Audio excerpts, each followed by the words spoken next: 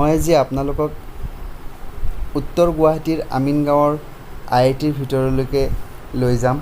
IITৰ ভিতৰলৈকে লৈ গৈ আপোনালোকক IITৰ ভিতৰৰ পৰিৱেশ দেখুৱাম আৰু এটা মই বিশেষ কাৰণত IITৰ ভিতৰলৈকে গৈ আছোঁ। এই বিশেষ কামটো কি হয় আপোনালোকে ভিডিঅ'টো শেষলৈকে চাওক। ভিডিঅ'টো ভাল লাগিলে লাইক কমেণ্ট শ্বেয়াৰ কৰিব আৰু মোৰ প্ৰফাইল পেজটো ফ'ল' কৰিব, পাৰিলে ছাবস্ক্ৰাইব কৰিব। এয়া হৈছে উত্তৰ গুৱাহাটীৰ আমিনগাঁৱৰ IITৰ ভিতৰৰ দৃশ্য।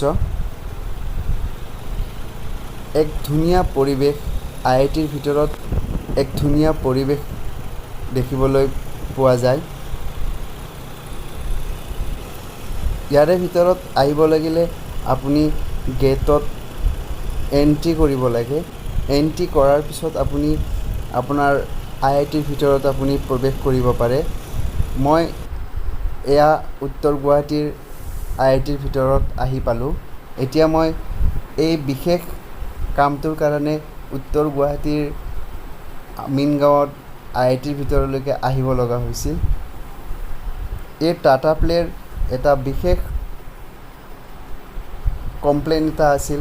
এই কমপ্লেইনটো ঠিক কৰাৰ কাৰণে উত্তৰ গুৱাহাটীৰ আমিনগাঁৱৰ IITৰ ভিতৰলৈকে আহিলোঁ আৰু কামটো কৰিলোঁ।